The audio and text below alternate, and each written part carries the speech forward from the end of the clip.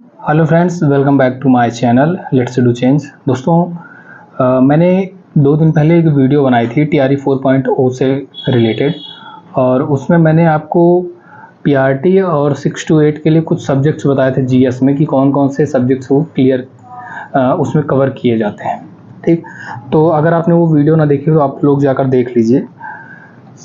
आज हम लोग डिस्क्राइब करने वाले हैं कि आपको अगर मैं आज फोकस करने वाला हूँ जीएस के लिए, जो 40 नंबर का जीएस आता है। अगर आप पीआरटी की तैयारी कर रहे हैं 6 to 8 के, टीजीटी या पीजीटी किसी भी तैयारी कर रहे हैं, तो सभी में 40 नंबर के जीएस आते हैं। जो पीआरटी का सेक्शन होता है उसमें पूरे 120 नंबर के ही जीएस होते हैं, तो वो भी इसमें आपका कवर हो जाएगा। तो हम बात करेंगे आज केवल जीएस पोर्शन की, कि जीएस पोर्शन में बीपीएससी ने अभी तक कहाँ से प्रश्न पूछे हैं, किन बुक्स को आप पढ़ लें, या उन बुक्स में सारे चैप्टर्स नहीं, किन चैप्टर्स को आप पढ़ के चलते हैं, तब जाके आपका जीएस पोर्शन जो है वो पूरी तरीके से कंप्लीट हो जाएगा। तो उसके बारे में हम लोग आज इस वीडियो में विस्तृत से चर्चा करने वाले हैं। आखिरी तक आप वीडियो में बने रहिएगा, मैं आपको एक एक करके सारी डिटेल्स बताता हूँ।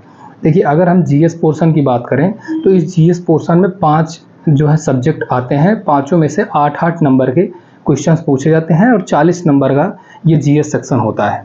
ठीक, तो अगर हम सबसे पहले बात करें आईएनएम की, तो आईएनएम से प्रश्न पूछे जाते हैं 8, और 8 प्रश्न के लिए आपको जो सबसे बेस्ट बुक है वो है, एक बुक आती है महेश कुमार बड़नवाल जी की।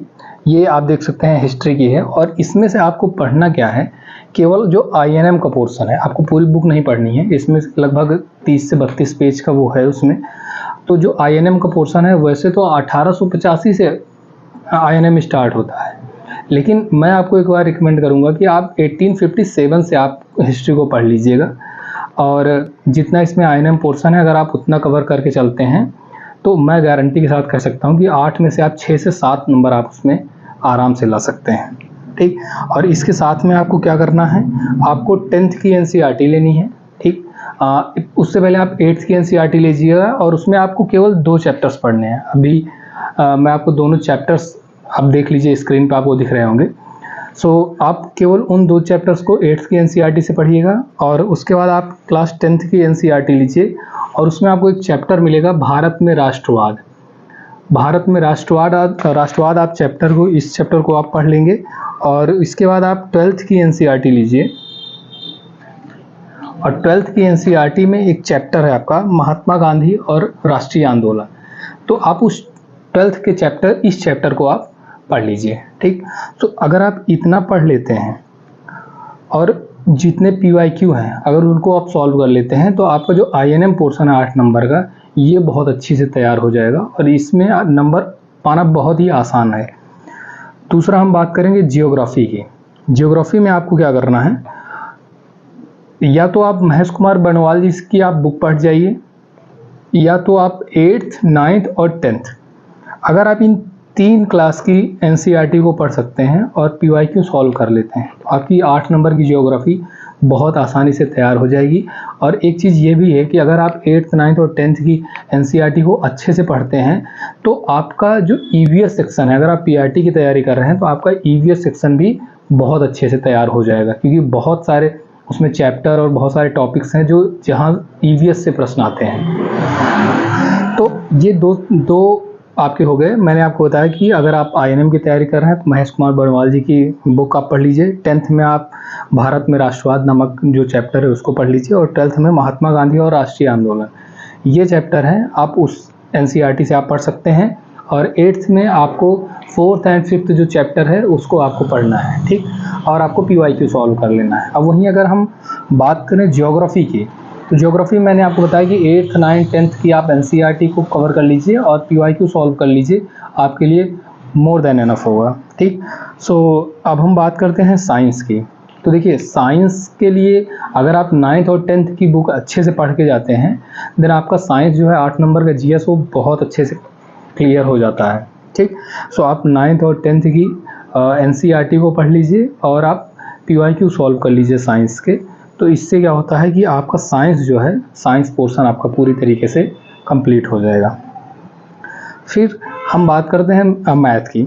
मैथ से पहले मैं करंट अफेयर पे आता हूँ। तो करंट अफेयर की बात करें तो करंट अफेयर भी 8 नंबर का पूछा जाता है, जो कि पीआरटी या किसी अन्य सेक्शन के लिए बहुत ही महत्वपूर्ण होता है। अगर आप पीआरटी के भी कैंडिडेट्स हैं तो पीआरटी में जो करंट अफेयर होता है वो लगभग 15 से 16 नंबर के आते हैं। अगर टीआरई 3 की हम बात करें तो 16 नंबर का उसमें करंट अफेयर पूछा गया था। तो इसलिए अगर करंट अफेयर की बात करें तो देखिए उसके लिए आपको ना कई सारे चैनल्स हैं। तो या तो फिर आप ऐसा कर लीजिए कि जो मंथली बुक आती है, मंथली बुक जिसमें क्वेश्चंस रहते हैं या इम्पोर्टेंट फैक्ट्स रहते हैं, उसको आप ले लीजिए। जैसे एक तो एडुटेरिया की आती है, स्पीडी की बुक है, और या तो फिर बेस्ट रहेगा कुमार गौरव सर की जो बुक आती है मंथली की, आप उसको ले लीजिए। और अगर आप कुमार गौरव सर की बुक लेते हैं तो उनकी जो मंथली वीडियो आती है, आप उस वीडियो को पढ़ के जो आपको इम्पोर्टेंट लगता है या जो सर बताते हैं इम्पोर्टेंट, वो आप उसको हाईलाइट कर लीजिए। क्योंकि लगभग 1 महीने के अगर देखें तो 300 क्वेश्चन के आसपास हो जाता है। वो एक दिन में लगभग 10 प्रश्न सॉल्व करवाते हैं। 1 महीने में 300 हो जाता है। आपको पूरे 300 नहीं पढ़ने हैं, लेकिन लगभग 100 क्वेश्चन आपको उसमें से इम्पोर्टेंट छांटना है और उसको अच्छे से पढ़ के जाना है। तो ये हम हर महीने कर सकते हैं, तो इससे हमारे ऊपर बर्डन भी कम होता है और रिवीजन भी अच्छे से हो जाता है। ठीक। और बाकी अगर आप कुछ चैनल्स पढ़ना चाहें तो नेक्स्ट एग्ज़ाम है, क्रैक एग्ज़ाम है, ये सारे भी डेली करंट अफेयर के वीडियो बनाते हैं। तो अब हम बात करते हैं मैथ की। देखिए मैथ्स में क्या है कि मैथ बैकग्राउंड वो सबका तो होता नहीं है। तो जिनका मैथ बैकग्राउंड है उनके लिए तो बहुत ही बेसिक सवालें आती हैं।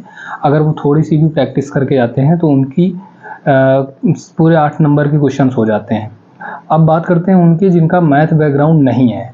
तो जो मैथ बैकग्राउंड नहीं है तो उनके लिए तो टेबल भी अगर देखा जाए, मैं एक एग्जाम्पल के तरीके से बता रहा हूँ कि अगर टेबल भी करना होता है तो उनको घबराहट होती है कि कैसे करेंगे।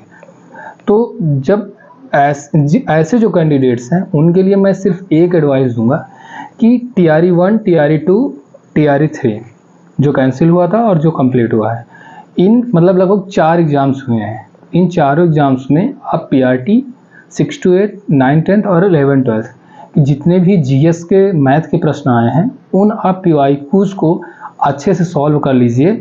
और उनसे रिलेटेड आप एक बुक ले लीजिए कोई मैथ से, और चैप्टर वाइज आप देखिएगा उससे रिलेटेड जितने भी प्रश्न आते हैं उन टाइप्स को आप प्रैक्टिस कर लीजिएगा।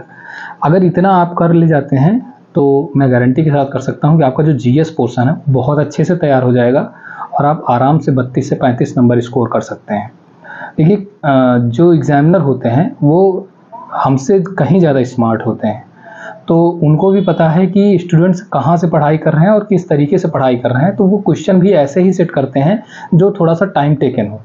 तो हमें ये करना है कि जो जिसमें हमारे टाइम ज़्यादा लग रहे हैं या जिसको अगर हम पहले से अगर ऑब्जर्व कर लेते हैं कि इसमें हमारा टाइम ज़्यादा लगने वाला है, तो उसको हम अब थोड़ी देर के लिए स्किप करके चलते हैं। जिसमें हमारा टाइम कम लगता है पहले हम उसको करेंगे, फिर उसके बाद जो टाइम टेकन है उसको करेंगे। तो और यही कारण है कि जो टाइम टेकन प्रश्न होता है उसको पहले रखा जाता है ताकि उसमें स्टूडेंट्स उलझें, और जो स्मार्ट तरीके से तैयारी करता है या एग्ज़ाम में बैठता है वही एग्ज़ाम को क्लियर करता है।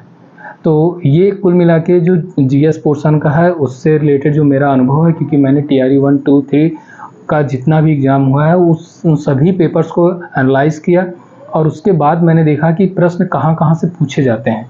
तो जो आईएनएम, ज्योग्राफी या जो पॉलिटी वाले ये सारे सेक्शन होते हैं ना, ये महेश कुमार बड़वाल जी की पुस्तक से बहुत ही ज़्यादा कवर किए जा रहे हैं, और एक एनसीईआरटी बुक।